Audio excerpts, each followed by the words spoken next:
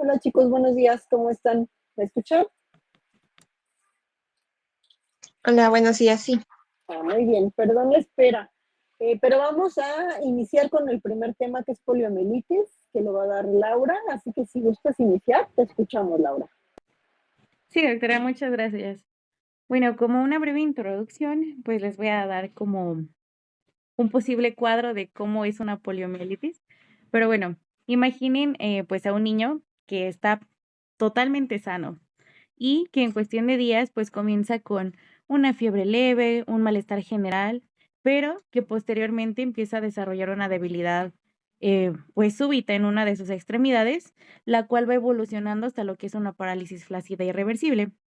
Y pues este cuadro corresponde totalmente a lo que es una poliomielitis, que es esta enfermedad viral altamente contagiosa que, aunque hoy en día es prevenible mediante vacunación, pues sigue siendo de suma importancia hablando de pediatría por su potencial de causar pues una discapacidad permanente. Y bueno, comenzando con lo que es su definición, esta poliomielitis es una enfermedad infecciosa viral aguda que es causada por el poliovirus y que afecta principalmente lo que es el sistema nervioso central, lo que pues provoca una parálisis flácida aguda.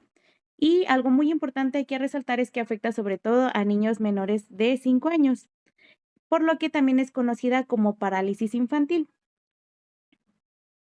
Hablándoles un poquito de su epidemiología, como les comentaba, predomina en niños menores de 5 años que no estén vacunados, tiene una alta transmisibilidad en condiciones de lo que es un ambiente de mala higiene, de hacinamiento, y aunque actualmente, como les comentaba, los casos están disminuidos por la vacunación, pueden persistir brotes en zonas con una muy baja cobertura. Entonces, hablándoles del agente etiológico, como les comentaba, es el poliovirus, el agente pues etiológico que pertenece a la familia de los enterovirus, perdón, al género de los enterovirus, porque su familia es la Picornaviridae. Su tipo de genoma es un ARN monocatenario de sentido positivo, el cual no tiene una envoltura y es un virus pues pequeño, por lo que como no tiene esta envoltura es altamente resistente al ambiente.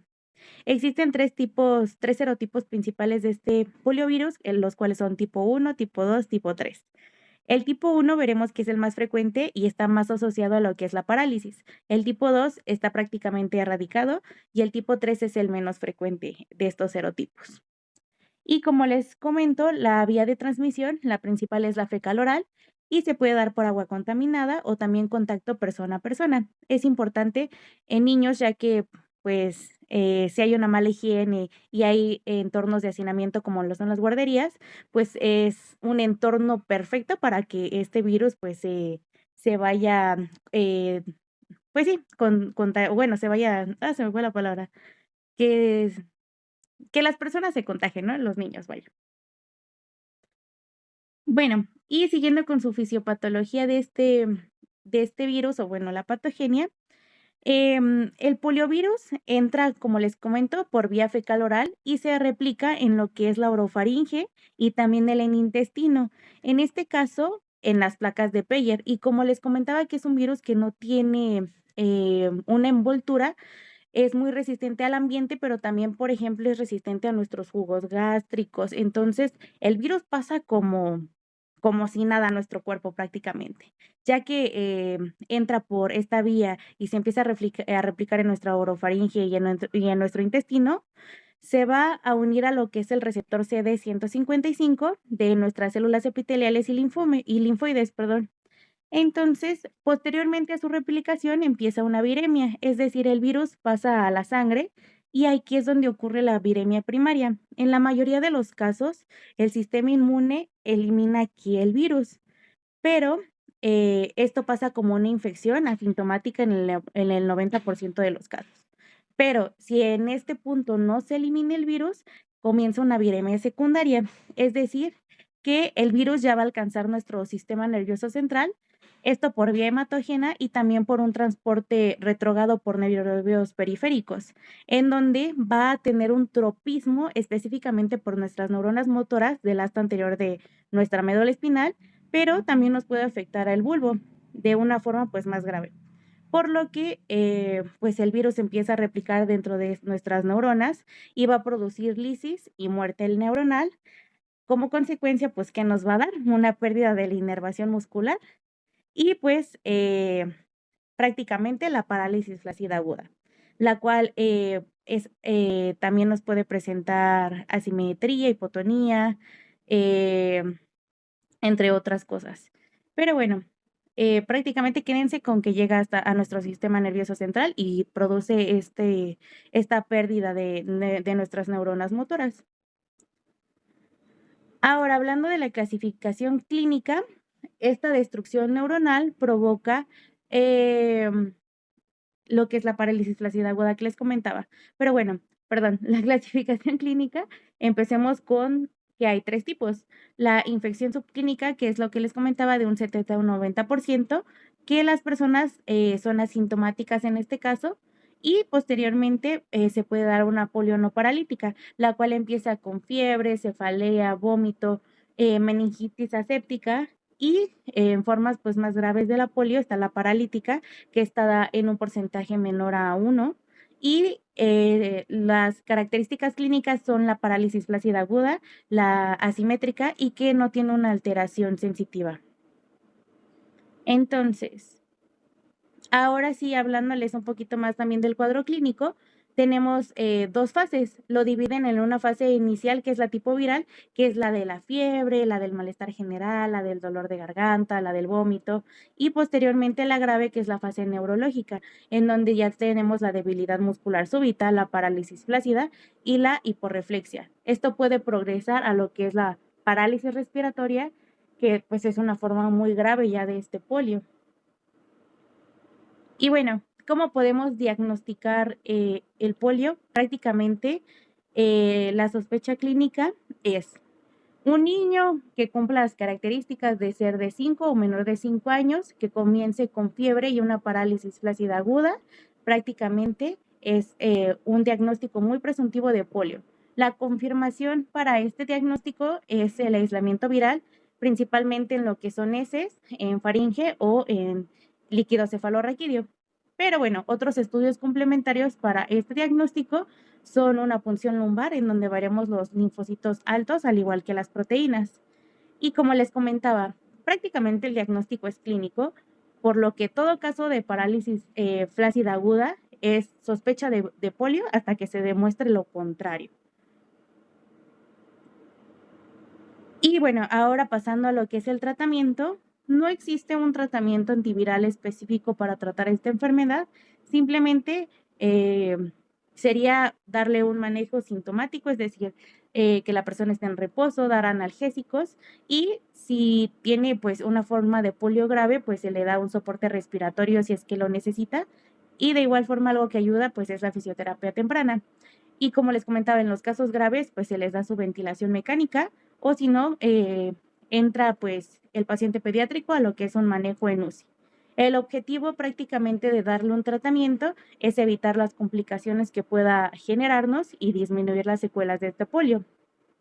Por lo que las complicaciones, hablando de las agudas, la principal es la parálisis respiratoria y pues aguda es la muerte. Y las crónicas es que tenga una parálisis permanente este pacientito y también deformidades musculoesqueléticas, al igual que pueden tener un síndrome pospoliomielítico, que pues bueno, ya la persona pues estaría con su vida, toda su vida con esto, vaya. Y finalmente la prevención. Como les comentaba, esta enfermedad es altamente prevenible gracias a la vacuna que hoy en día existe. Y esta es la única estrategia que ha logrado casi erradicar prácticamente la enfermedad. Por lo que hay 2 tipos de vacuna. En este caso tenemos la conocida IPV, que es una vacuna inactivada. Esta contiene un virus muerto y se aplica intramuscular, por lo que algo importante es que no puede causar la enfermedad y nos va a inducir una inmunidad sistémica a partir de anticuerpos IgG y nos protege contra esta parálisis. Es la forma, esta vacuna que les comento, la IPV, forma parte del esquema nacional de vacunación y se aplica dentro de la vacuna hexavalente celular, que, bueno, en nuestro esquema de vacunación, pues esta se platica, se aplica a los 2 meses, a los 4 meses, a los 6 y 18 meses, hasta los 4 y 6 años, ¿no? Pero, bueno, quedémonos con que lo principal es a los 2 meses, 4 meses, 6 a 18 o 18 meses más bien, ¿no? Y tenemos otro tipo de vacuna que es la OPV. Esta vacuna es oral, contiene un virus atenuado y nos induce la inmunidad, pero por medio de anticuerpos IgA. Lo que hace más bien esta vacuna es que disminuye la transmisión de esta enfermedad. Y esta se usa solo en campañas nacionales de salud y no es como que forme parte de un esquema rutinario actual, sino al contrario, pues de la IPV, ¿no? Que les comentaba.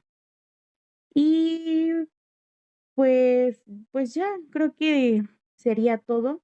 No sé si tengan alguna duda de este tema.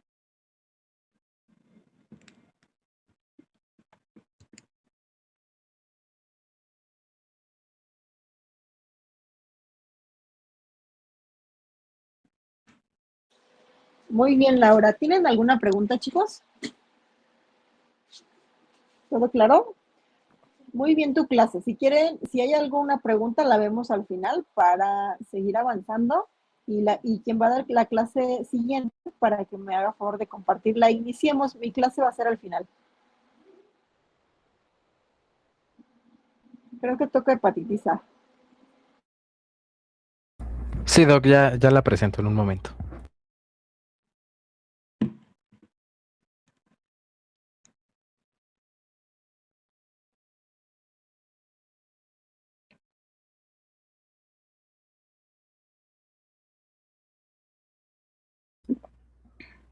¿Ya se ve la presentación? Sí, creo que sí, ¿verdad? Sí, ya se ve. Muchas gracias, Lau. Bueno, vamos a hablar sobre hepatitis viral. Vamos a ver primero, pues, hepatitis A y B. La C, pues, la puse al final, pero esa no. Bueno, entonces tenemos como introducción de la hepatitis que esta va a ser producida por distintos virus, ¿no? Que se replican en los hepatocitos y su caracterización va a ser por necrosis hepatocelular e inflamación, pues, del hígado de este tejido. Bueno, y tenemos que es aguda cuando es menor a 6 meses y crónica cuando es mayor a 6 meses, y esta crónica solamente se va a dar en virus de hepatitis B, C y D.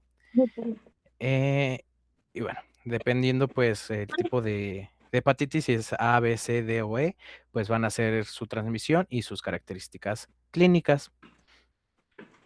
Empezando pues por hepatitis A, tenemos en México epidemiológicamente, este, que, que bueno, tenemos 8,410 casos, tanto en hombres como en mujeres, en hombres 2,086 casos y en mujeres 1,864. Y bueno, de estos casos, de todos estos casos, alrededor del 40% va a ser presentado en niños y en adolescentes. Y bueno, tenemos que en México pues es una enfermedad endémica. Como factores de riesgo o cómo va a ser como, pues, la propagación o la infección, va a ser que las personas van a consumir alimentos o agua contaminada y el virus va a estar en estos alimentos que ingieren. Esto va a ser en el casi 50% de los casos, en el 49,6%, ¿no? Bueno, pues hablando pues de niños o de la comunidad pediátrica, pues va a ser en personas con niños que asisten a guarderías o estos niños en guarderías y en centros de cuidado infantil o preescolares y personas que pues trabajen también en dichos entornos que puedan llegar a contagiar pues a estos niños, ¿no? Igual pues pasando como en general, pues en hombres que tienen sexo con otros hombres, personas que usan drogas inyectables y personas que no tienen hogar, así como viajeros internacionales. Entonces pues ya podremos pensar que si nuestro pediatra también son los adolescentes, pues se drogan, pues podemos sospechar, ¿no? En a lo mejor pues que tenga hepatitis por este medio de contagio, que serían el uso de jeringas, ¿no? Como agente, pues tenemos que el virus de la hepatitis A se va a replicar en el hígado y se va a excretar en altas concentraciones, pues en las heces desde la segunda, tercera semana antes, ¿no? Del inicio de la enfermedad clínica y hasta una semana después de presentar el cuadro clínico. Entonces tenemos como esta ventana de un mes para detectar pues el virus, 3 semanas antes y 1 semana después de las manifestaciones clínicas. Se va a dar por el virconavirus, que es una ARN sin cubierta, es de único serotipo, y bueno, su periodo de incubación van a ser de 28 días, puede ser hasta, bueno, lo mínimo de 15 días hasta 50 días, pero pues la media pues son 28 días. Su transmisión va a ser fecal oral, es decir, que una persona manipule estos alimentos, no se lavó bien las manos, está infectada y pase este virus a los alimentos que va a consumir nuestro niño. Y bueno, los humanos va a ser el único reservorio para este virus. Pues el mecanismo, ¿cuál va a ser? Justamente el acceso oral, que el niño, que la mamá del niño le dé los alimentos, a lo mejor la mamá está contagiada, el papá contagiado, o donde se compraron estos alimentos estaban infectados y se contagian, ¿no? Entonces, la temperatura a la que este virus va a ser activado, o más bien no se va a inactivar, va a ser a 4 grados centígrados. Durante semanas. Este virus se va a mantener estable a 56 grados centígrados durante 30 minutos. Va a mantener estable al menos que supere estos 30 minutos. Y a 61 grados centígrados durante 20 minutos va a tener una inactivación parcial. Es por esto que pues, los alimentos que se le dé a los niños, a nuestra comunidad pediátrica, deben de ser pues como esterilizados, ¿no? Que tengan una cocción por lo menos de 61 grados centígrados, más de 20 minutos. También va a ser inactivado con la cloración adecuada de agua potable, que va a ser uno de los, pues de los mecanismos por los cuales el niño también se va a contagiar, que consuma agua infectada con el virus, entonces debe de tener una buena cloración. También con formol, con ácido paracético, con beta-propiolactona y con radiación ultravioleta. Y el virus va a mantenerse estable en acidez o pH de 1, entonces pues en el estómago pues se va a mantener estable, ¿no? En disolventes, detergentes, agua salada o aguas freáticas, es decir, que tome el niño a lo mejor agua de un charco pues de agua, pues se puede infectar porque aquí el virus se mantiene estable, y pues en la desecación igual se mantiene estable. Este virus entonces entra por acceso oral, va a atravesar el tubo digestivo, a través del tubo digestivo va a entrar a la sangre y pues por este mecanismo pues va a llegar al hígado, donde se va a excretar en bilis y de bilis a las heces. Como manifestaciones clínicas, el virus de la hepatitis A va a dar una gastroenteritis pues autolimitada, ¿no? No va a resultar de una infección, no va a provocar una infección crónica ni una enfermedad hepática crónica. Entonces, bueno, aproximadamente el 10% de los pacientes va a presentar una recaída de los síntomas de los 6 meses posteriores a la enfermedad aguda. Y bueno, en adultos, pues el 70% va a ser sintomático, pero en niños, esta infección va a cursar asintomática o como una infección no reconocida. ¿Por qué? Porque va a presentarse con, puede ser que náuseas, vómito, deshidratación, diarrea. Estos son como los datos que nos van a lo mejor a alarmar un poquito más del niño porque va a presentar pues una deshidratación, ¿no? Entonces esto nos lleva, bueno, en casos como más extremos, entre comillas, o complicaciones más bien, no extremos, en complicaciones, nuestro niño puede llegar a la fase ictérica en un 40-50% por colestasis y también puede presentar hepatomegalia, coluria, que es esta coloración visual de tipo Coca-Cola en la orina, acolia, que son las heces pálidas, heces blanquecinas, y bueno, entonces como en diagnóstico, espere. Primero quiero decir el tratamiento, ¿no? Como tratamiento, pues, como tenemos un cuadro clínico como aislado, pues el manejo va a ser sintomático, ¿no? Va a ser un cuidado de apoyo, más hidratación y reposo en casa. ¿Qué debemos evitar en estos niños? Pues evitar el consumo de fármacos hepatotóxicos, como cuáles, pues como paracetamol. Igual, fármacos que se metabolicen en el hígado. Y bueno, en nuestra comunidad pediátrica que ya es adolescente, pues evitar o decirles que no consuman alcohol por lo menos pues 6 meses, ¿no? Después de esta enfermedad, de esta hepatitis.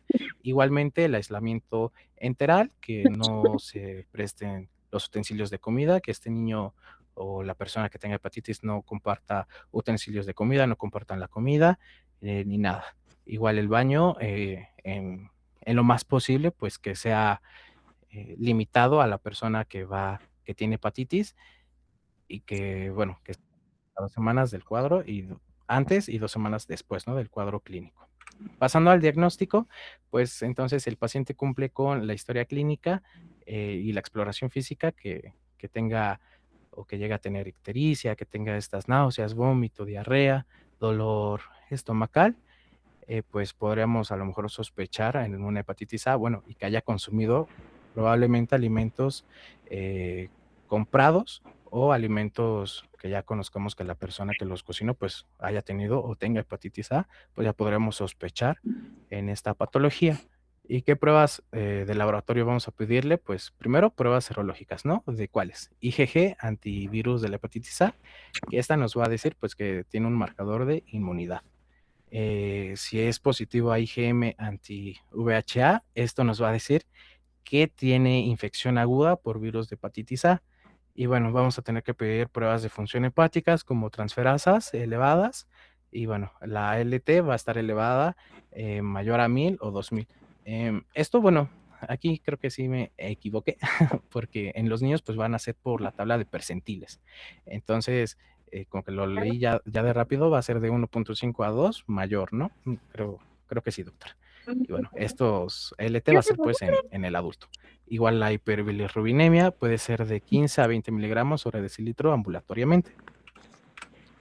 Y bueno, en la prevención va a ser pues la vacunación, ¿no? Las vacunas contra la hepatitis A ¿O ya se subió otra vez? van a ser pues hechas o creadas a partir de derivados de cultivos celulares inactivados con formalina. Y bueno, esta se les va a dar a los niños para que se creen sus anticuerpos. Y vamos a tener que la protección que va a dar esta vacuna o esta vacunación va a ser del 94 hasta el 99%, casi el 100%, ¿no? Y este niño ya no va a cursar pues con hepatitis A. Y bueno, ¿cómo se van a dar las dosis? Pues la dosis va a ser, ¿o en qué grupo de edad? Puede ser desde el primer año hasta los 18 años. Por ejemplo, la marca Habrix, la marca Bacta del primer año a los 18 años, 2 dosis, y 3 dosis en la marca Twinrix a partir de los 18 años. Bueno, y también se va a vacunar, perdón, de los 0 meses desde el nacimiento, 6 meses y 12 meses.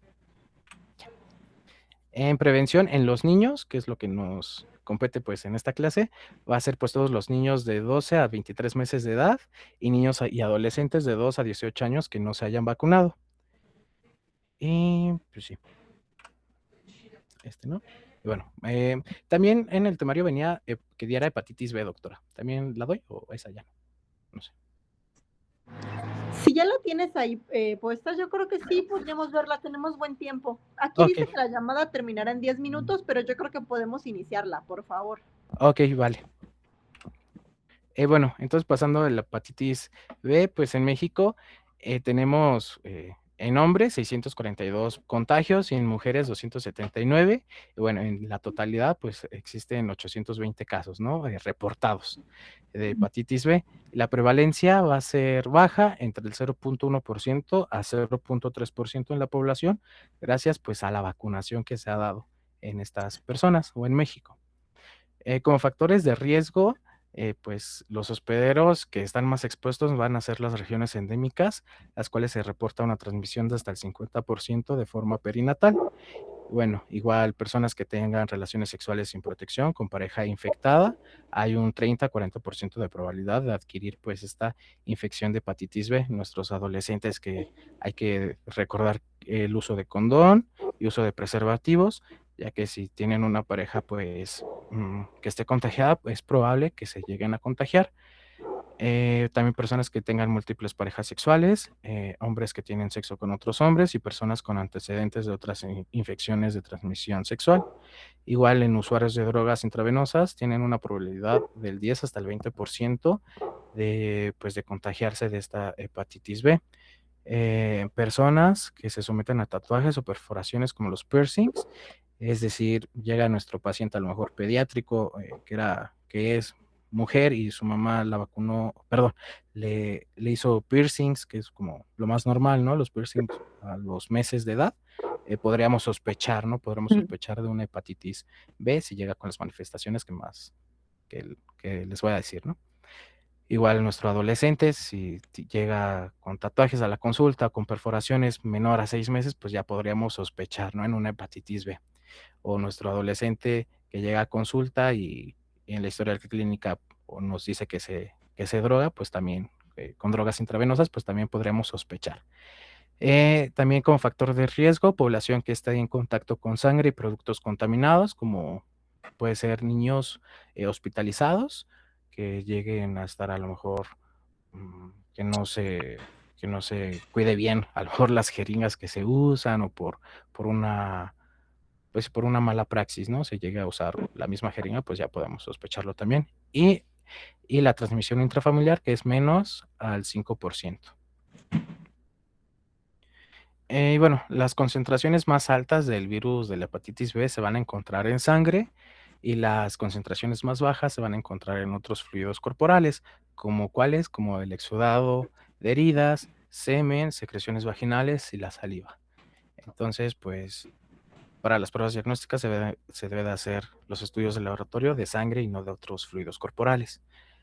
Entonces tenemos que el virus de la hepatitis B va a ser de la familia hepatnavirus, de genoma ADN envuelto, en comparación con hepatitis A, que es ARN. Este es ADN envuelto. La incubación va a ser de 6 semanas a 6 meses de la exposición a este virus. Entonces, si nuestro pediatra llega, no sé, que se hizo un piercing o un tatuaje el 15 de enero, pues aún puede llegar este periodo de incubación hasta el 1 de junio, que es como el tiempo máximo donde este virus se va a incubar y va a propagarse en el cuerpo de nuestro paciente. Entonces, piercings, tatuajes o que se haya drogado 6 meses antes, bueno, intravenosamente, 6 meses antes, pues podríamos sospechar que tenga pues este virus, ¿no? Si llega con las manifestaciones. Bueno, existen 9 genotipos, que es de la A a la I, pero en México predomina el serotipo H del virus de hepatitis B. Como manifestaciones clínicas, ¿qué vamos a tener? Pues lo mismo que en virus de la hepatitis A. Bueno, entre los adultos, el 50% de las infecciones van a ser adquiridas, va a ser sintomático en el 1%. Y bueno, en los niños van a presentar igual fiebre, malestar general, anorexia, náuseas, vómito, dolor abdominal, ictericia en el 30% de estos niños, debido a una colestasis, hepatomegalia, coluria y acolia. Entonces va a ser pues el mismo cuadro clínico de hepatitis A.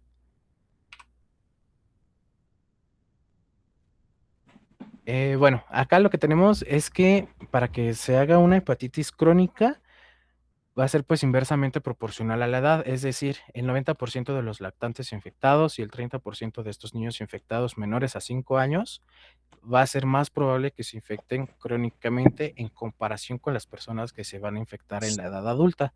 Estas personas en la edad adulta o nuestros pediátricos adolescentes va a ser del 2 al 6% que se puedan llegar a ser crónicos. Entonces es importante pues esta vigilancia en los pediátricos menores a 5 años o los lactantes. Entonces, ya tenemos que del 2 al 6% puede durar esta hepatitis B mayor a 6 meses, que sea crónica. ¿Y cómo se va a presentar? Pues con una persistencia del antígeno en superficie, con cuadro clínico de fatiga crónica, dolor leve en hipocondrio derecho y va a tener complicaciones este pediátrico con riesgo de muerte prematura por cirrosis o carcinoma hepatocelular de hasta el 25%. Entonces, debemos pues de tratarlos con mucho cuidado y pues intentar acertar, ¿no? No intentar, más bien acertar en este diagnóstico y el tratamiento, porque es un riesgo de muerte prematura para este pacientito pediátrico.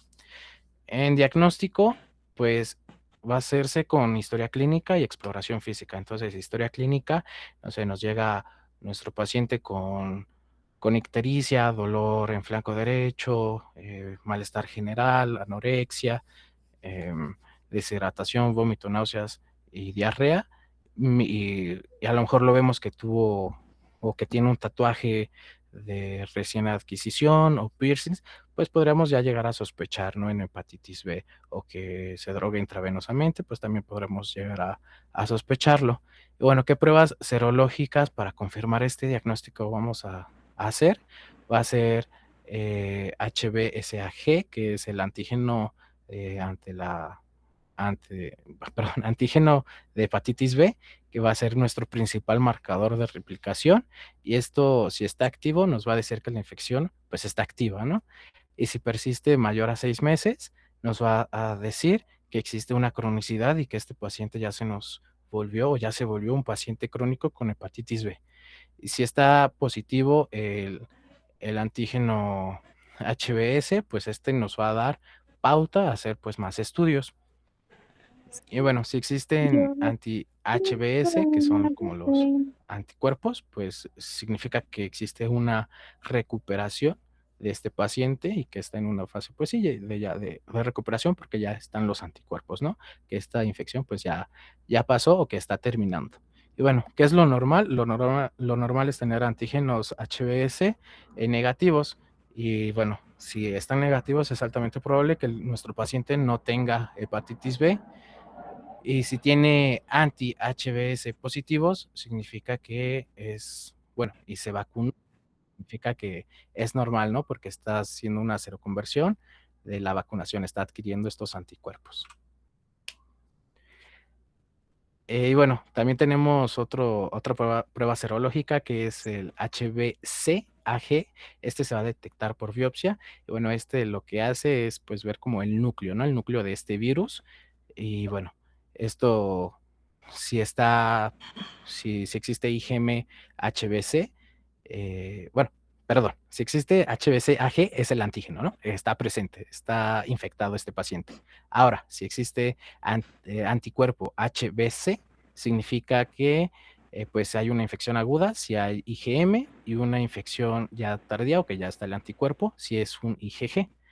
Eh, si es antígeno HBe, significa que existe replicación celular y que está la cronicidad persistente o esta infección está latente aún en este pacientito. Y bueno, si existe anticuerpo HBe, es que hay una recuperación. Entonces, HBc es el núcleo del virus y HBe es replicación viral. Y bueno, igual es importante medir la carga viral en sangre para medir pues el ADN del virus y si existe o no replicación, si está bajando la infección o si se está manteniendo o si está aumentando la infección. Y bueno, para algoritmo de diagnóstico, esta tablita Ay.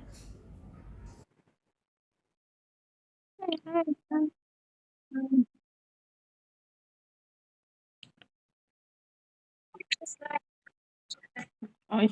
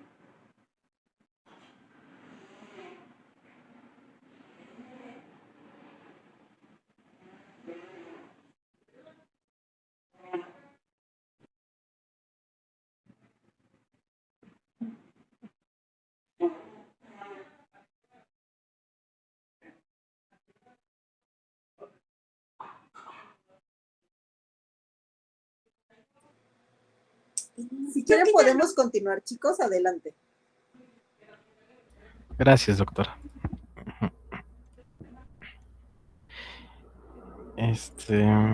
Creo que me quedé en el algoritmo. ¿Sí me quedé ahí o se cortó en diagnóstico? No sé. En algoritmo. Va, muchas gracias. Bueno, entonces en algoritmo diagnóstico tenemos que si es negativo a HBC antígeno, anti-HBC, IgM anti-HBC y anti-HBS, significa que nunca ha sido infectado, ¿vale? Si solamente está positivo en antígeno hepatitis B, significa que es una infección aguda temprana o puede ser transitoria que lleva menos, perdón, de 18 días y puede ser después de la vacunación, si es que este niño fue vacunado, o que está empezando una infección aguda de hepatitis B. Entonces hay que discernir si ha sido vacunado en menos de 18 días o si si no ha sido vacunado y está presentando estos síntomas y esta serología positiva. Ahora, si solamente presenta anti-HBS negativo, significa que una infección está aguda y está presente, si todo lo demás está positivo. Si está positivo anti-HBC y anti-HBC IgM, significa que hay una infección aguda, pero que está en resolución porque ya hay anticuerpos.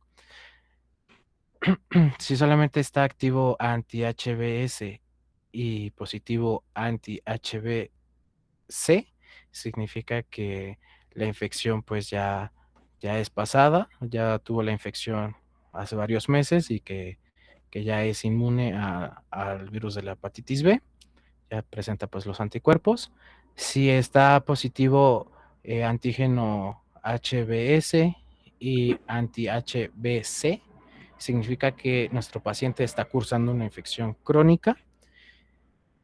Y si está solamente positivo HBC, es que la infección ya fue pasada o que es una infección crónica, pero que ha sido pues transmitida por la madre, que sea una transferencia pasiva al lactante y que la madre tenga HBS AG positivo, pero que sean pues los anticuerpos, ¿no? Entonces es como un falso positivo a nuestro lactante. Y bueno, si solamente está positivo anti-HBS, significa que nuestro pediátrico ya es inmune, que nuestro pacientito pediátrico pues ya es inmune. Si la concentración es mayor a 10 miliunidades sobre mililitros. Y esto se da después de la vacunación o por transferencia pasiva tras la administración de la inmunoglobulina de la hepatitis B. Y bueno, como tratamiento, ¿cuál va a ser? Pues los cuidados de apoyo más hidratación y reposo en casa. ¿Qué vamos a evitar?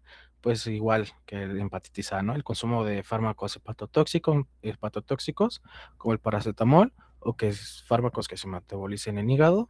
Igualmente, si pues nuestro pacientito es adolescente, prohibirle el consumo de alcohol y bueno, igualmente el aislamiento enteral y que se use un baño único hasta 2 semanas del cuadro y máximo una semana después de que inicia la ictericia. Y un buen lavado de manos para que no se siga reinfectando por esta contaminación fecal oral. Aquí sí se va a añadir otro fármaco. Bueno, se me olvidó como añadir en virus de hepatitis A. Bueno, algo que nos decía otra profesora es que hepatitis A pues asintomático, ¿no? Pues no se dan tratamientos, solamente lo sintomático que es rehidratación. Bueno, ya regresando de este paréntesis, infección de virus de hepatitis B, como tratamiento, pues se va a dar tenofovir, entecavir, lamivudina e interferón 2 alfa. Y bueno, no hay pues como un tratamiento curativo, sino que se va a dar esto para evitar que se siga replicando el virus en el cuerpo. Y bueno, como prevención, pues va a ser la vacunación, que es en el nacimiento, antihepatitis B, a los 2, 4 y 6 meses en la hexavalente y 18 meses igualmente en la hexavalente. Y ya bueno, en nuestra población pediátrica es también importante, pues no está de más que en esquema de trabajadores de salud igualmente se deben de vacunar 2 dosis de 20 microgramos, cada una con un intervalo de un mes. Es decir, si hoy se vacunan, dentro de un mes se vuelven a vacunar, o 3 dosis de 10 microgramos el día 0, después de ese día 0, un mes después y a los 6 meses. ¿Por qué? Porque nosotros podemos infectar a nuestro niño si estamos contagiados. Entonces, pues siempre, si es sector salud, pues también vacunarse. Y bueno, la vacuna de la hepatitis B pues es altamente eficaz, de hasta un 98% pues de crear anticuerpos, ¿no? Y que no tengamos como una infección que se complique o se vuelva crónica. Y ya, bueno, eso es como otro algoritmo. Pero ya, sería todo. No sé si tenga como alguna duda o pregunta.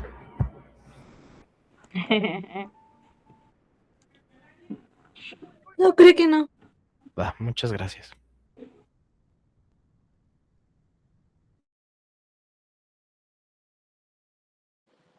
Chicos, ¿tienen alguna pregunta? ¿Nada? ¿Ninguna pregunta? Para hacer entonces algunas, como resumen de algunas cosas que me interesa que quede así como claro. ¿No? ¿Nadie? Creo que no, doctora. Ok, denme un minutito, déjenme conectar mi teléfono porque casi no tengo pila, espérenme.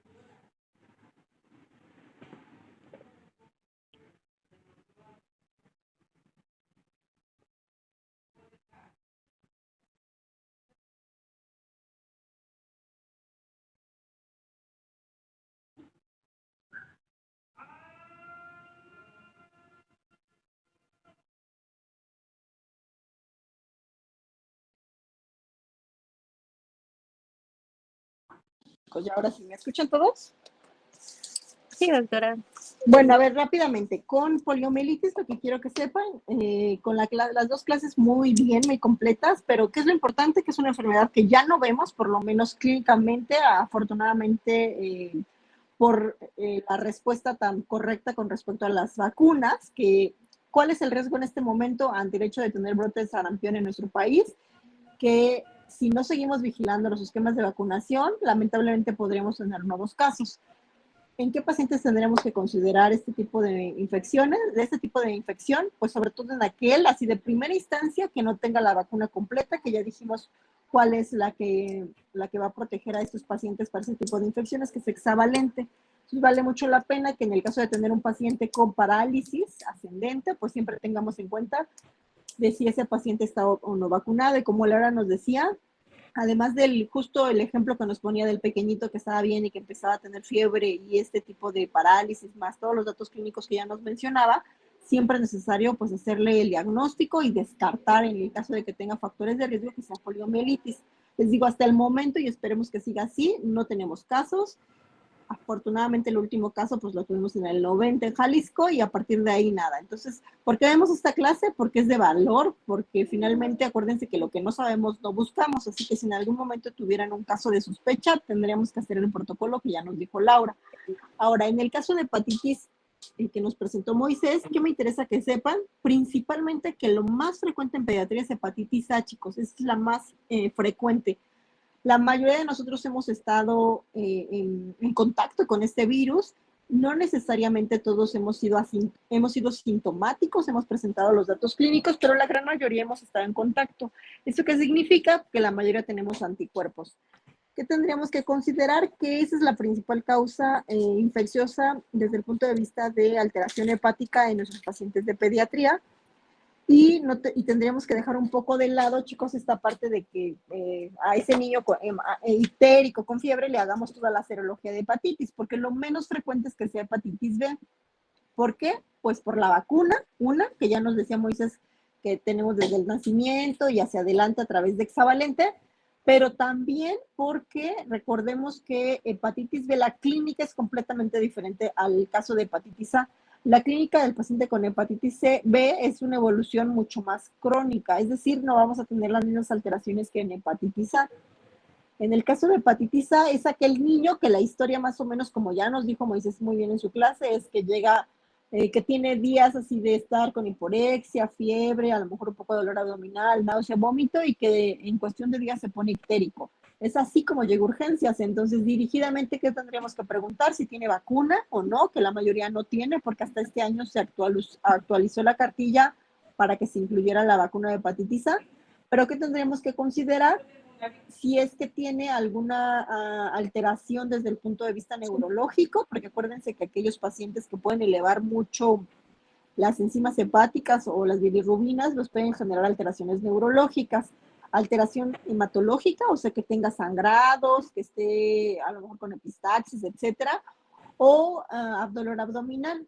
Realmente las hepatitis A en pediatría no tendrían que hospitalizarse siempre y cuando no tengan pues nada que los comprometa la vida. La mayoría evoluciona muy bien y creo que con lo que les explicó Moisés es muy claro que el diagnóstico primero es clínico y que siempre deberíamos de hacerle serologías. ¿Qué tendremos que pedirles? Pero hoy está IgG, descansando. IgM para hepatitis A. ¿Y qué tendría que salir alterado? Pues IgM, que es la de infección aguda. No hay un tratamiento específico, recordemos, es sintomático y que sí es muy importante evitar cualquier fármaco que pueda inflamar mucho más ese hígado. ¿Qué significa? Que no le voy a dar miles de antibiótico, antiinflamatorio y todo lo habido y por haber, porque lo que quiero es dejarlo en reposo ese hígado. Entonces, solamente en caso de fiebre, pues a lo mejor le doy un antipirético y eso así considerando bien las dosis. Recuerden, no damos aspirina y estarlo vigilando y darle datos de alarma a la mamá. Así es en el caso de hepatitis A. Ahora, en el caso de hepatitis B no es lo frecuente en pediatría, pero lo que me interesa No, es que ver en eso, en esta clase, es sobre todo la serología, chicos. Me gustaría, Moisés, si me haces favor de ponerme la serología que me pusiste en tu clase y rápidamente solamente quiero hacerles algunas connotaciones. No sé si la tengas a la mano, Moisés.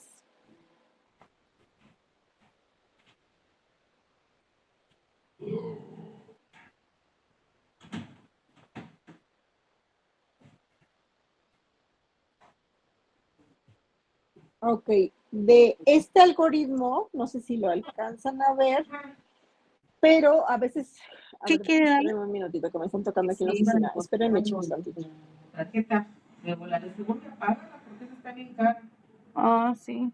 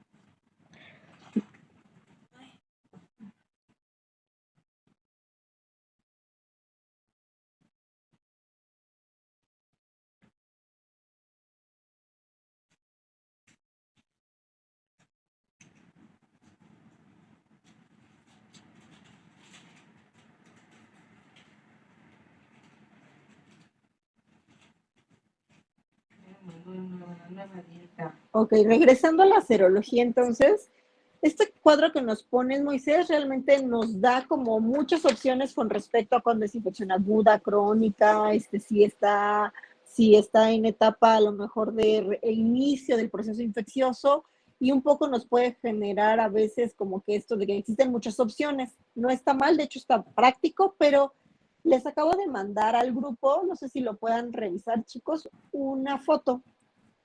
Todos, ¿sí llegó? Sí, creo que sí. Es el resumen. ¿Y qué me interesa? Se los voy a explicar rápidamente y esta tablita creo que es mucho más sencilla porque entonces con esto pueden hacer el diagnóstico fácilmente considerando qué serología tendrían que solicitar. Eso es lo primero. Les digo, no lo frecuente en pediatría es hepatitis B, pero en el caso de que tuvieran un paciente que es con alta sospecha porque la mamá tiene hepatitis B o porque tuvo abuso sexual, que sería la única forma en pediatría que tendríamos que considerarla, ¿qué marcador tendrían que solicitar primero? Antígeno de superficie, el primero que viene ahí. Antígeno de superficie, ¿por qué? Porque ese es importante que sepan que solo podemos adquirirlo a través de la infección y es de los primeros marcadores positivos en el caso de hepatitis B. Entonces, no pedirían, chicos, toda la serología, solo pedirían este.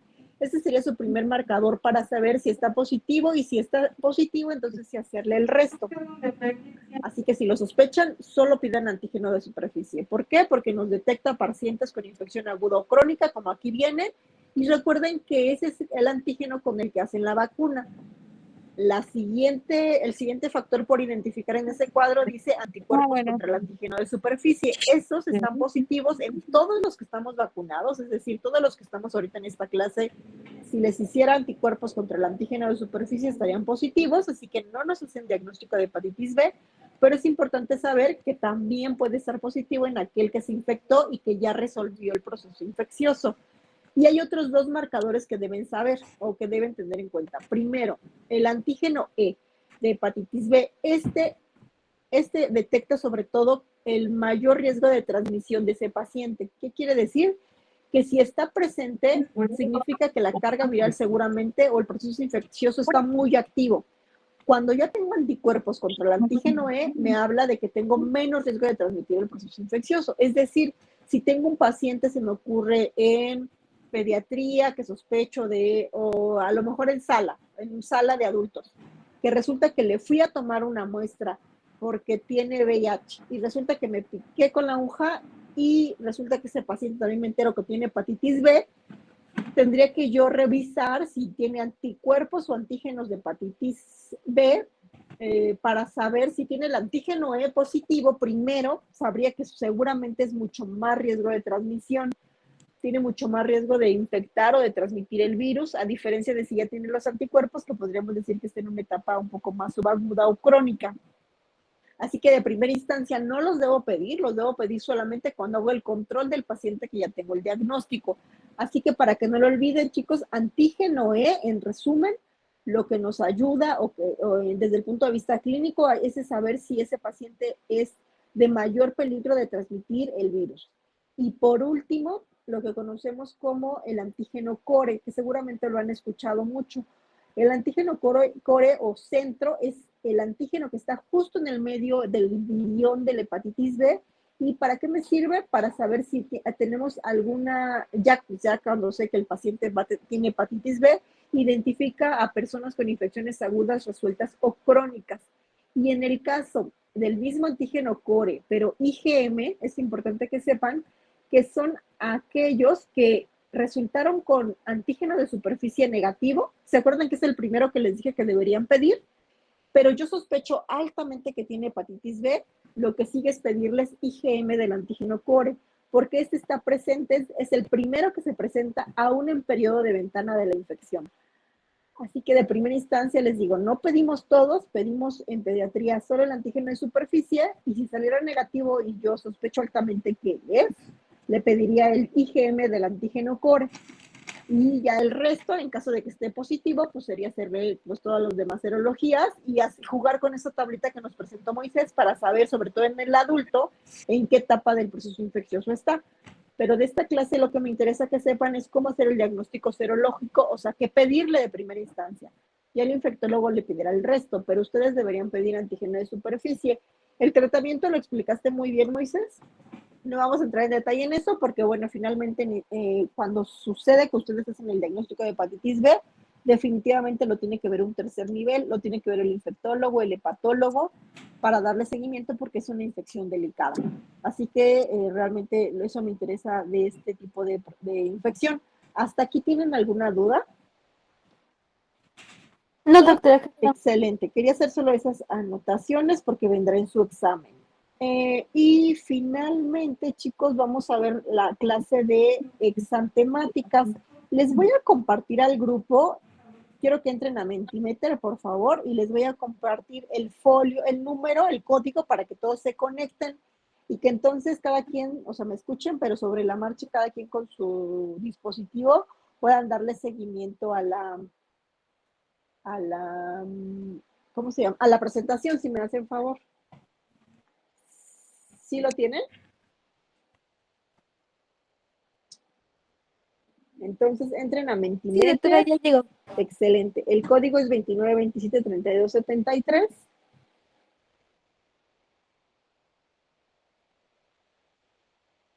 Y ya puedo ir yo viendo sobre la marcha si que empiecen ustedes a ingresar.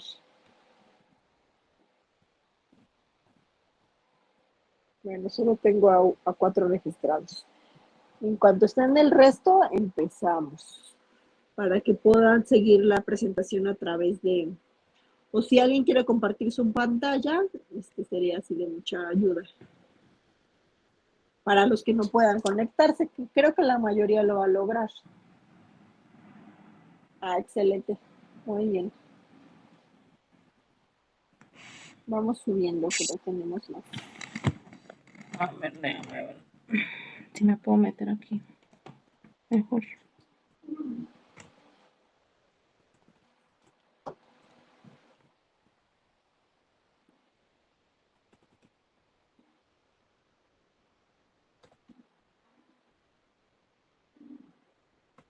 Ok.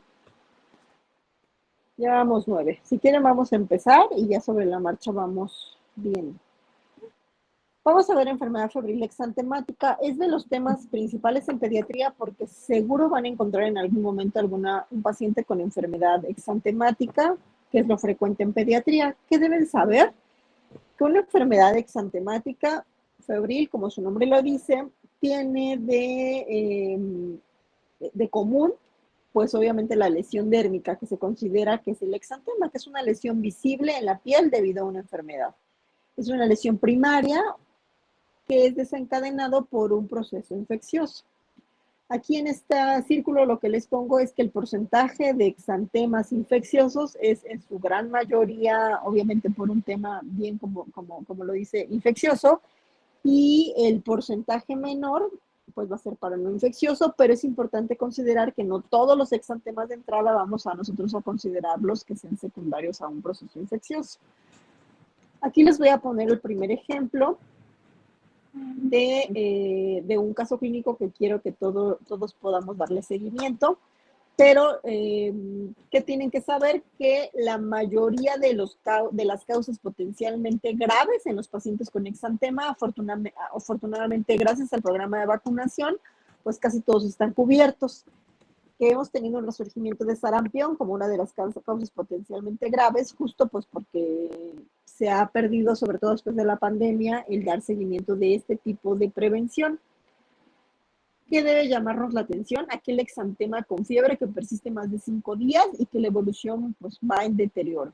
Y que deberíamos de considerar en pediatría algunos síntomas o puntos clave, como cuáles, la edad del exantema, porque eso nos ayuda mucho a saber qué etiología pudiera estar desencadenando ese exantema, si ese paciente tiene prurito o si ese paciente tiene dolor. Ahora, en el primer caso, ese niño, estas imágenes que les pongo en la diapositiva, es un paciente que tiene 10 años de edad, que llega a urgencias el día lunes con este exantema que empezó en tórax, abdomen y también en extremidades superiores, que tiene prurito y nada más. Al reinterrogatorio, así bien dirigido, la mamá dice que tiene todo su esquema de vacunación súper completo, que amaneció así el día lunes y pues nada más. Así que llega con nosotros justo pues para la valoración. No sé si quieran preguntar algo, alguna pregunta clínica que quieran hacer con lo que les acabo de decir. Clínicamente, sin dificultad respiratoria, sin fiebre, peso adecuado para edad, signos vitales estables, sin ganglios, solo las lesiones y el prurito. ¿Cuál consideras que es la causa del exantema, chicos? ¿Infecciosa, urticaria o farmacológica? Ay, no sé. Válgame.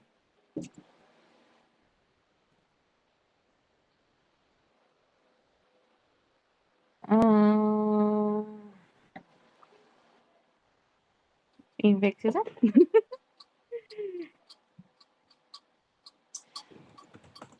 Acuérdense que les dije si tenían alguna duda, nadie me preguntó, pero no valdría la pena haber preguntado qué hizo el fin de semana, qué cambió en lo que usualmente hace. ¿Por qué les digo esto? Porque veo que los que han contestado piensan que es una causa infecciosa y una causa infecciosa, ahorita lo vamos a ver, pero tendría que tener más síntomas.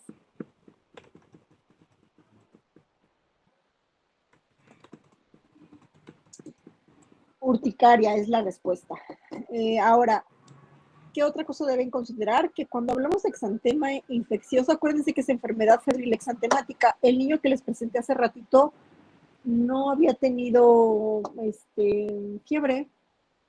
Bueno, en el caso que sigue, que tienen que saber que es un pequeñito que tiene 12 meses, que empezó con fiebre días antes, como 4 días antes, 5, con rinorrea, con tos, con ataque al estado general, tienen lesiones maculopapulares que son confluentes, así como las ven, ¿qué otra cosa? Y no tiene esquema de vacunación al corriente. De hecho, solamente ese pequeñito también es de urgencias, solo tenía vacunas, me parece, del nacimiento. ¿Quién creen que sea?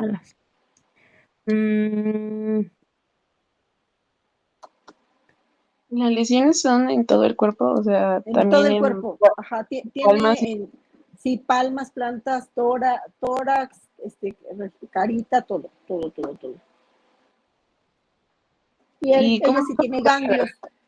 Ella sí tiene ganglios y empezaron en región de, empezaron en tórax y de ahí se extendieron.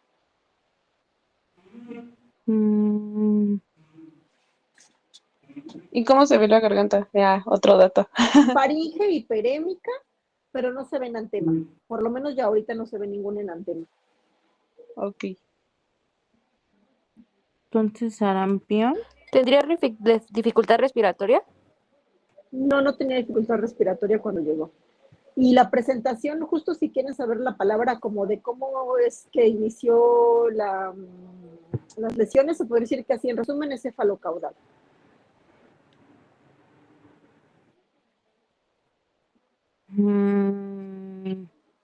Y no tiene ganglios retroauriculares. Solo han contestado 3. Vamos a la que sigue. Pues voy a poner Es un sarampión, chicos. sarampión, sí, pues sí. Ahora, vamos a ver. ¿Por qué empecé preguntando cosas? Como para sondear más o menos cómo estamos. Una pregunta, pero ¿no tenía manchas de Koplik el menor o sí? No tenía, eso es lo que vamos a ver en la clase. El enantema se presenta mucho antes de que se presenten las lesiones dérmicas. Muchas veces no vas a ver enantemas en las enfermedades febriles y todas tienen enantema y todas tienen un nombre. Pero la mayoría de las veces no coincide ya porque cuando tú lo ves ya tienen el exantema. Algunas veces la puedes ver justo cuando salieron las lesiones, pero eso no es, aunque es patognomónico, no siempre lo ves y no te hace el diagnóstico. Vamos a ver ahorita en la clase qué es lo que te ayuda a hacer el diagnóstico. Gracias, doctora. ¿No? ¿De qué? Entonces, pero muy bien, muy buena observación, porque con eso diríamos, no, bueno, pues es sarampión. Si yo les hubiera dicho con manchas de Koplik, pues ya hubiera sido la respuesta, y no siempre lo van a poder ver. Recuerden que la enfermedad exantemática entonces es un grupo de infecciones sistémicas con diferentes grados de contagiosidad que, ¿qué característica tienen? El exantema y que se presenta en la edad pediátrica. La mejor forma de poderlos clasificar es así, es decir, saber cuál es la lesión primaria para poderla dividir en lesión maculopapular, petequial, eritematosa, vesículopapular o nodular. ¿Con qué finalidad? Que consideremos a qué grupo pertenece esa morfología de la lesión y cuáles son las causas que pudieran estar condicionando ese tipo de lesión. Porque si no es un mundo de enfermedades exantemáticas y entonces cuando vemos lesiones en piel es como, pues puede ser todo. como la que vimos de sarampión, es como, pues, no sé, puede ser cualquier cosa. De primera instancia, eso es lo que tendríamos que hacer. ¿Qué seguiría? Decir, estar seguros de si es una mácula, que supongo que sabemos, si es una pápula, porque dependiendo de eso, pues podemos considerar qué característica tiene la lesión, si es una vesícula, si es una pústula, y dependiendo de eso, la primera clasificación serían lesiones eritematosas, chicos. ¿En qué grupo entran esas lesiones eritematosas? Aquel paciente que tiene escarlatina.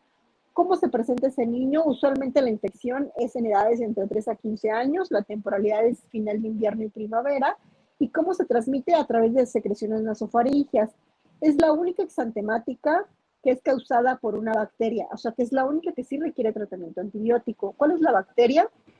Streptococcus. El periodo de incubación va de 1 a 7 días y después de este periodo de incubación, 2 o 3 días después, se presenta el exantema, es eritematoso generalizado, siempre está acompañado de fiebre, por eso les decía en el primer caso del niño que les presenté, ese niño, ya cuando le hicimos de reinterrogatorio a la mamá, había comido fresas el fin de semana, había comido papas de esas de colores, creo que rufles, y creemos que eso le desencadenó la urticaria, la tratamos como urticaria y mejoró. ¿Cómo supe que no era infeccioso? Porque no había tenido fiebre, había sido todo muy agudo, todavía estaba muy bien en ese niño hasta el día lunes que llegó con nosotros con las lesiones.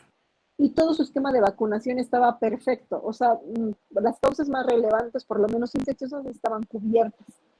En el caso de escarlatina, regresando al tema, esos niños tienen fiebre, odinofagia, cefalea y dolor abdominal, y el exantema que es posterior a este cuadro infeccioso. Todos tienen cuadro infeccioso. ¿Qué son los datos clínicos que vamos a ver? Vamos a ver signos de Pastia, que son lesiones lineales en zona anticubital, ingle y axila. El exantema es eritematoso y es piel de lija. Si alguna vez han visto un niño así, no lo olvidarán, porque ustedes le tocan la piel y les raspa. Es así como muy característica y por eso es importante revisarlos y tocar las lesiones. Presentan el triángulo de Filatov, que significa que tienen una zona como menos, de toda la carita que se ve eritematosa, esa zona se ve con mucho menos color, justo en el triángulo entre nariz y cavidad oral. ¿Y cuál es el dato así importante? Que no haya afección en palmas y plantas como sucede en sarampión. ¿Qué tendríamos que tener con respecto al enantema que me preguntaban? Que los primeros días de iniciado, no el exantema, sino todo el proceso infeccioso van a presentar algo que se llama lengua de frambuesa, que es en el primero y segundo día, seguido de esta lengua, la primera es la lengua blanca, como la ven a su mano derecha, seguido de la lengua de frambuesa entre el cuarto y quinto día, que es una lengua así muy, muy roja. Y el enantema, es decir, las lesiones en cavidad oral se llaman manchas de Forchheimer. Y son esas lesiones que se ven en el paladar duro, que se ven así como rojitas con un halo blanco. Ese es patognomónico, son manchas de Forchheimer, pero no necesariamente las van a encontrar siempre. Recuerden, la erupción aparece 2 a 3 días después de que todo inició, o sea, de la fiebre, del malestar, y desaparece 4 o 5 días después con descamación. ¿Cuál es el tratamiento, chicos? Pues si estamos hablando que es Streptococcus, pues a lo mejor una amoxicilina vía oral estaría excelente, o una penicilina. 7 días. Es la única que hay que hacer el diagnóstico a tiempo porque puede tener complicaciones. ¿Cuáles complicaciones? Aquí les iba a preguntar cuál es el tratamiento, ya les ayudé. ¿Cuáles complicaciones? Otitis media, absceso perimigdalino, sinusitis, meningitis o en casos graves, fiebre reumática o glomerulonefritis. La fiebre reumática 2 o 3 semanas posteriores y la glomerulonefritis una semana posterior, porque recuerden que hay cepas que pueden dañar tanto riñón o pueden generar alteraciones pues mucho más graves, ¿no? Como la fiebre reumática. Ese es en el caso de escarlatina. Vamos a ver los puntos más importantes como para que en la clínica ustedes no se pierdan. Esa es la intención de esta clase. Ahora, cuando hablamos del mismo grupo que son eritematosos, tenemos la quinta enfermedad, que es condicionada por un virus que se llama parvovirus humano B19. Recuerden, es único en el ser humano. Eso que han escuchado de que los perritos pueden tener parvovirus es otro tipo de virus. Entonces, la transmisión es plenamente vía aérea, transfusión sanguínea y vertical, es decir, mamá, bebé. No hay temporalidad Y la edad promedio pues puede ser entre 6 y 19 años, el periodo de incubación de 4 a 21 días y de contagiosidad de 6 a 11. Y clínicamente, ¿cómo se presenta? Como un exantema en 3 etapas. La primera parte es un exantema eritematoso en frente y mejillas, y lo muy característico son las mejillas abofeteadas, es decir, como se ve este pequeñito, como todo bien, excepción de la carita que serían las mejillas muy rojas. Sí, va. Fiebre, palidez peribucal, siempre es precedido por síntomas, denme un minutito, chicos. Denme un minuto. Ok, jefe. Sí, de una vez se lo afirmo. Sí, Usted es la única que puede indicar este medicamento, sí. porque el fin de semana pasado me parece que le indicaron a un pacientito y no se lo dieron. Ajá. ¿Sabe? No sé, cuando es así que se indica con otro médico, usualmente hacen enlace con nosotros o lo piden en farmacia y farmacia nos avisa. Entonces, cuando es así, nos avisa y de hecho yo sábados y domingos contesto los mensajes de sí, dalo, no dalo. Pidieron una vancomicina el fin de semana y los cirujanos hicieron enlace conmigo y como valoré a la paciente con lo que me dijeron y que lo que hablé con ellos dije que no. Entonces no hay problema. O sea, siempre que se ocupa, siempre nos avisan. Ajá. Pero está bien que ustedes la pidan porque ellos les dicen, no, pues hay que pedirla, no, la indican. Sí, ellos no lo indican. Exacto. Y lo pedimos. Y no se las dan, pero usualmente eso lo veo yo con ellos. Cuando sea así, si lo amerita, seguro la tienen. Sí. Para decirle a Luis, porque él se quedó con esa duda De que no se las dieron, ¿no? Claro, sí. Se le administró al paciente, Claro. entonces mejoró, ¿no? Sí. Pero yo le platico entonces. Sí, porque por ejemplo de esa hijita sí me avisaron y ya con eso le dejé clindamicina, que es Vero, la de la cama 4. Ajá. Sí, sí. Gracias, doctora. A usted, jefe. Ay, perdón, la interrupción, chicos. Bueno, entonces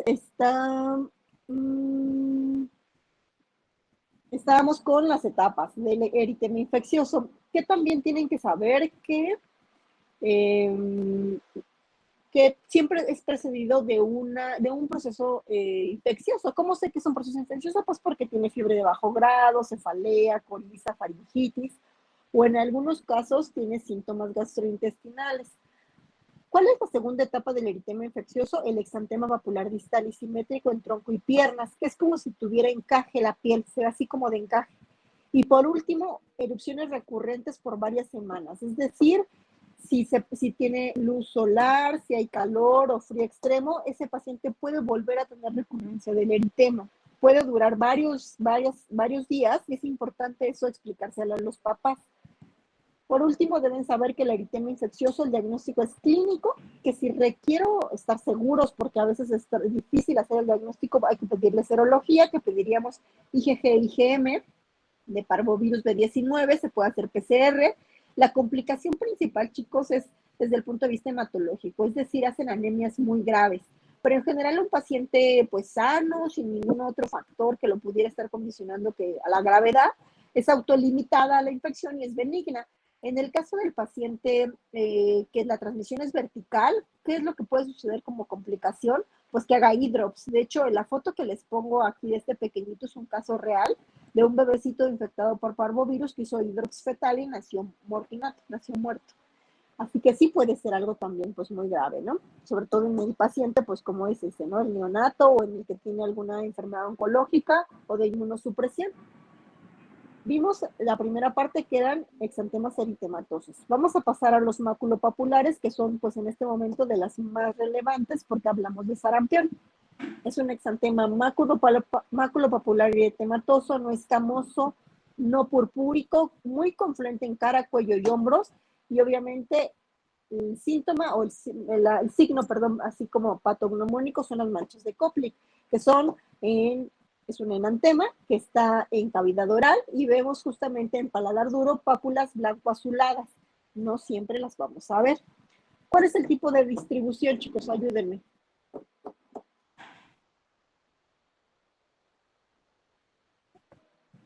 En tronco y cara, ¿no?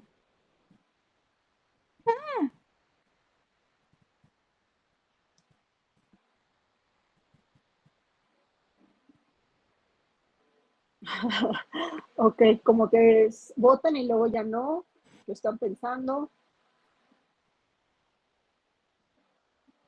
cefalocaudal. Recuerden, es cefalocaudal. Ay, Empieza en la cabecita, en el cuello y se va hacia abajo. Los pródromos siempre existen. Por eso les digo, ese niño que veíamos al inicio no podía ser infeccioso, no tuvo ningún síndrome infeccioso previo. ¿Cómo se presentan? Con tos, coriza, conjuntivitis e irritabilidad, factores de riesgo principal. Recuerden, vacunación. Eso es lo más importante y lo que tienen que preguntar en los niños que tengan sospecha de sarampión.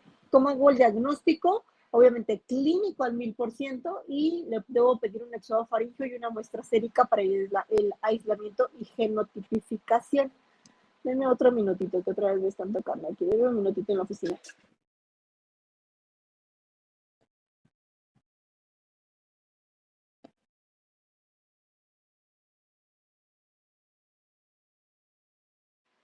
Ok, ya, seguimos chicos, perdón. ¿Por qué es importante tener el aislamiento? Porque pues clínicamente puedo considerarlo, pero hablando desde el punto de vista epidemiológico lo dejaría como un caso probable de sarampión. Y en este momento que estamos en brote en nuestro país, siempre tenemos que estar seguros de si fue caso sospecha o si es un caso confirmado. Entonces siempre tendríamos que hacerle todas las serologías. No hay tratamiento específico para sarampión. Lo que se ha visto, y de hecho las guías nos sugieren, es aplicación de vitamina A. ¿Por qué les damos vitamina A? Porque disminuye las complicaciones como diarrea y neumonía, sobre todo en el paciente inmunodeprimido. No todos se hospitalizan, recuerden, no es necesaria la hospitalización, solo si tienen factores de riesgo de inestabilidad o que estén complicados, por ejemplo, con neumonía, que en el hospital lo que hemos tenido son pacientes que se quedan hospitalizados porque hacen neumonía por sarampión y que ocupan oxígeno y vigilarlos, pero si está estable puede irse a su casa con datos de alarma y recuerden, todos estos son de notificación epidemiológica. ¿En qué pacientes pueden complicarse? En aquellos que tienen alguna alteración de la inmunidad, sobre todo del tipo celular. Cuando hablamos de sarampión, el aislamiento será vía aérea y es necesario vacunar en las siguientes 72 horas a los contactos. ¿Qué sería lo ideal? Pues que tuvieran la vacuna desde antes, ¿no? ¿A qué edad se aplica la segunda dosis de vacuna triple viral, chicos? Para que despierten.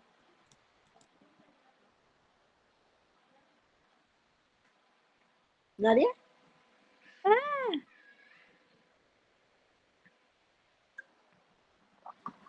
a ¿A los, qué edad le aplicamos la vacuna? a los 6. Solo una persona. Ah, bueno, 3.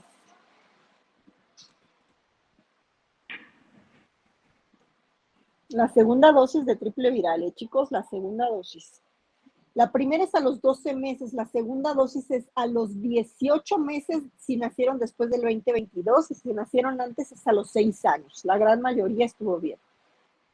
Ahora, cuando hablamos de la siguiente enfermedad exantemática que es igual maculopapular es rubeola. Recordemos que pudiera estar involucradas o tener pacientes entre 1 y 4 años, a quienes habrá que vigilar más en los inmunocomprometidos y la transmisión es, como vienen en las imágenes, contacto directo, vía respiratoria y perinatal. La temporalidad es primavera-verano, la incubación es 14-20 días, el contagio 10 días antes y 7 después del exantema y los pródromos 2-4 días previos al exantema. ¿Cómo se presenta? Como una fiebre de bajo grado. Y vean, ese es el exantema típico de rubeola. Es un exantema maculopapular rosado que sí siempre presenta adenomegalias retroauriculares y cérvico-suboccipitales. Por eso el sarampión que les presentaba al inicio, les decía, no tiene adenomegalias retroauriculares, porque justo sarampión, el diagnóstico diferencial es rubeola. ¿Cómo se presentan las lesiones? Cefalocaudal confluentes en dirección descendente. Estas sí son pruriginosas, pero siempre tienen síntomas infecciosos de fiebre y duran 3 días. Desaparecen en orden invertido a su aparición. El diagnóstico se puede hacer por serología o por aislamiento del virus. Es muy importante la vacunación. Ya dijimos que es a través de triple viral y hay que revacunar a adolescentes y adultos. Y este es de notificación epidemiológica. En este mismo grupo, chicos, sería sarampión, rubeola y tendríamos también exantema súbito o roceola. Este es como de los más frecuentes que sí les va a tocar ver, es por herpes virus 6. Se presenta sobre todo en menores de 12 meses a 3 años. La transmisión es vía aérea. ¿Qué lo caracteriza? Como su nombre lo dice, así recuérdenlo, exantema súbito. Es que tienen fiebre muy alto grado y que en cuanto se quita la fiebre, el exantema aparece y es como la característica principal. A veces en retrospectiva es más fácil hacer el diagnóstico.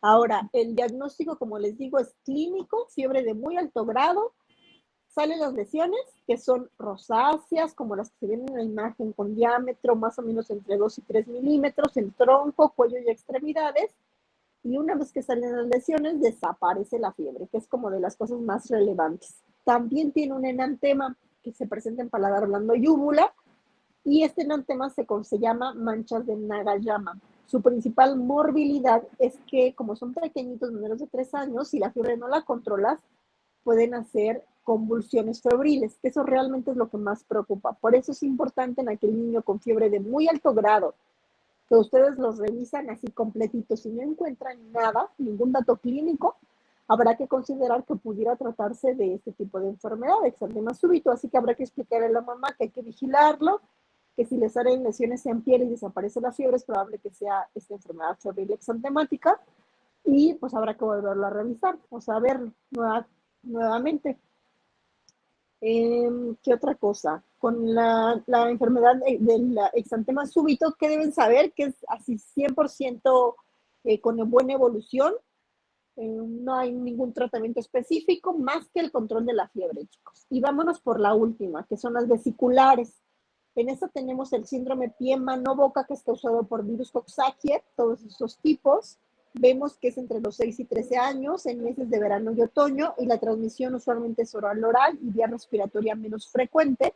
El periodo de incubación va de 2 a 14 días.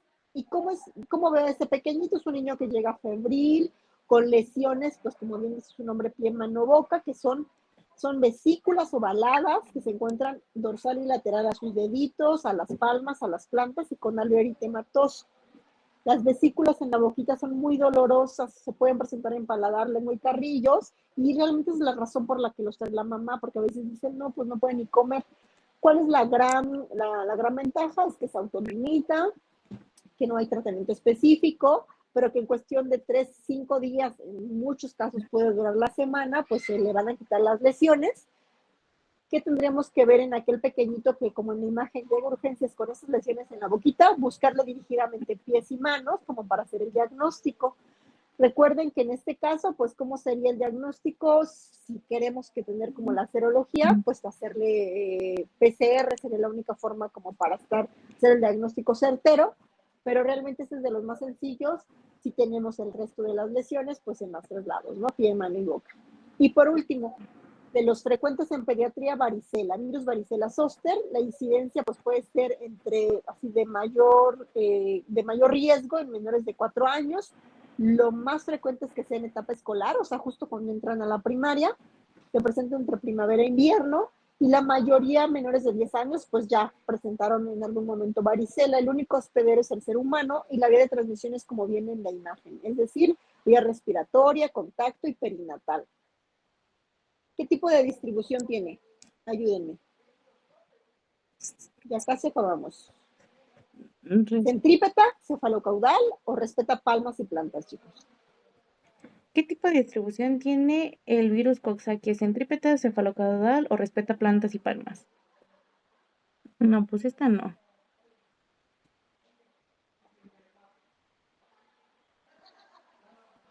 Es centrípeta, están correctos, ¿eh? Yo aquí esta estuvo, no la he ajustado, pero tiene razón, es centrípeta, yo no la he ajustado, esa es la distribución. Se incuba, aunque aquí lo puse, es centrípeta, usualmente es así. Incubación 10 a 20 días, hay exantema y fiebre, hay malestar general, hay dolor abdominal. ¿Y cuál es la característica así como más frecuente? Es que tiene lesiones maculopapulares, que tienen en primera instancia un halo eritematoso, que se convierten en vesículas, que son como gotitas de agua, se umbilican, o sea, se ponen turbias, hacen pústulas y costras, y luego esas lesiones se hacen como por brotes, es decir, en un mismo pacientito van a haber vesículas, costras, pústulas, y eso es lo que les da la idea de que es como un cielo estrellado. Clínicamente, pues, ¿cómo lo presentamos? ¿Cómo se ve? Con todo el tipo de lesiones, ¿no? Principalmente vesículas. ¿Qué factor de riesgo tienen? Que no tienen vacuna. Y usualmente es en etapa escolar. ¿Cómo podría ser el diagnóstico si quisiera estar 100% seguro haciendo una atención de sangre? Con un poquito de líquido de la vesícula, con una atención especial al microscopio, vería estas células multinucleadas enormes. Si quisiera tener como más seguridad, porque no estoy segura si puedo hacer esa atención en el hospital o en donde estoy trabajando, pues tendremos que hacerle PCR. ¿Por qué es importante estarlos vigilando? Pues porque esos pacientes se pueden complicar, pueden tener varicela hemorrágica, pueden tener encefalitis o pueden tener alteraciones hematológicas. Entonces, aunque la gran mayoría evoluciona pues hacia de forma benigna, es importante darles vigilancia y seguimiento a estos pequeñitos, evitar la aspirina y recordar que esta enfermedad febril exantemática se previene a través de la vacunación. Y por último, vamos a ver este pequeñito. Después de ver la clase, más o menos lo que intento hacer con la clase es darle los puntos importantes y que siempre consideren que aquel niño que vean con lesiones en piel, clasifiquen la lesión, factores de riesgo y estén seguros que tenga un proceso, síntomas infecciosos previos. Es decir, si solo tiene el exantema, pero no tiene fiebre, nunca tuvo tos, no tiene ganglios y tiene las vacunas perfectas, habrá que buscar otra causa de ese exantema, porque seguro será una causa no infecciosa. Ahora, en el primer caso de este pequeñito, quiero que la vean, tiene rinitis, coriza, tiene conjuntivitis, no tiene vacuna, y según me acuerdo, esta pequeñita creo que tenía como 14 meses o un poquito más, quizá 18. Así que con datos clínicos, ¿qué pareciera que tiene?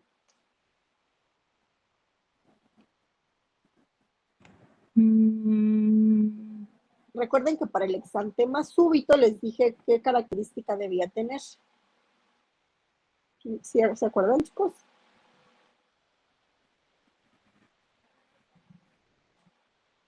Tronco y cuello. Alguien que me diga que cuál era la característica del exantema súbito. A ver, voy a preguntar, Emanuel.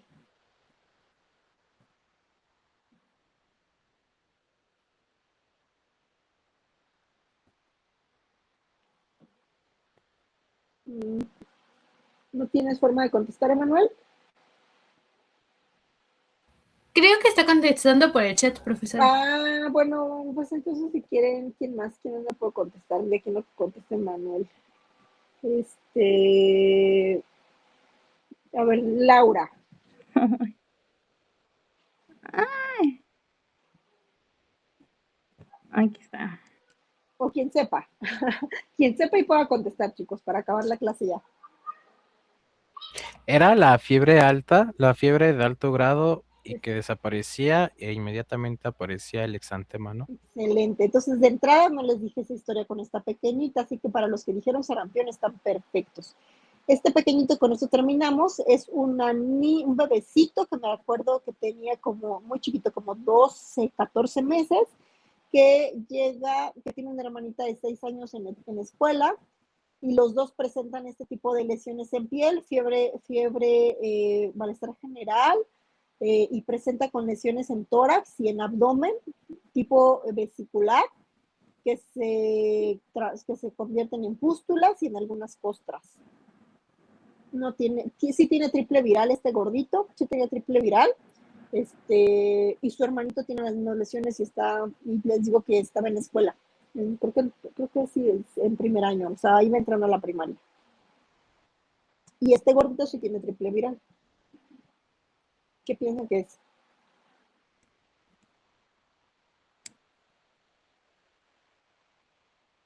Ay, no sé. Exantema súbito, no. Ok, sí, varicela, chicos. Varicela. Las lesiones, dijimos vesícula, pústula, costra. ¿Por qué rubiola no? Porque tiene triple viral y porque no tiene ganglios retroauriculares. Que habíamos dicho que rubiola es como súper relevante esto, ¿se acuerdan? Que les había dicho. Y creo que con esa terminamos. ¿Tienen alguna pregunta? Es más sencillo hacer el diagnóstico si tratamos de tener como estos puntos importantes de cada uno que las diferencia de cada enfermedad exantemática. Es decir, las lesiones, que eso es como el punto cardinal. Segundo, la edad, chicos. Y tercero, vacunas. ¿Por qué? Porque, por ejemplo, en este caso, yo de entrada diría, bueno, si tiene vacuna triple, seguro no va a ser rubiola, no tengo que pensar en otra cosa. Exantema súbito no, porque la doctora no me dijo, o por lo menos la paciente, la mamá no me dijo que haya tenido fiebre de muy alto grado. Más bien me contó esta historia de que tiene un hermanito escolar, que es como lo frecuente de la varicela, y seguramente ese escolar contagió a su hermanito más pequeñito, y hizo una varicela, que en el caso de este gordito era de mucho más riesgo. Y vean las lesiones, tiene vesículas, tiene de este lado de la pancita como unas costras, a lo mejor no se ve tan claro, pero por eso les doy como el contexto. Entonces, ¿qué tendríamos que considerar? Que lo ideal será hacer como este algoritmo en su mente para que puedan poco a poquito decir, bueno, pudiera hacer esto y le tengo que hacer esto o le tengo que solicitar algún estudio en especial. Y en conclusión, prevención. Muchas de esas exantemáticas las prevenimos con vacunas. Y creo que con eso terminamos. ¿Algo más que quieran comentar? No, doctora. Perfecto, muchas gracias. Creo que la única que me contestó es Laura. Pero ya estamos justo en tiempo. Dimos 3 clases. Si tuvieran alguna duda, el día lunes podemos verlas. Adelantamos de lo que teníamos pendiente. En un momento más voy a compartirle a Laura el calendario porque reprogramé las clases de forma diferente para que tengamos buen tiempo y podamos hacer examen y completar todos los temas. Y también le comparto a Laura las rotaciones para que el día lunes sepan quiénes vienen a UCIN y quiénes conmigo. Muy bien. Sí, Sí, doctora. doctora, gracias. Sí, Doc, Gracias. gracias. Excelente. Gracias. Gracias a ustedes. Nos vemos el lunes, chicos. Muchas gracias, doctora. Hasta Hasta luego. luego. Bye. Gracias, hasta luego.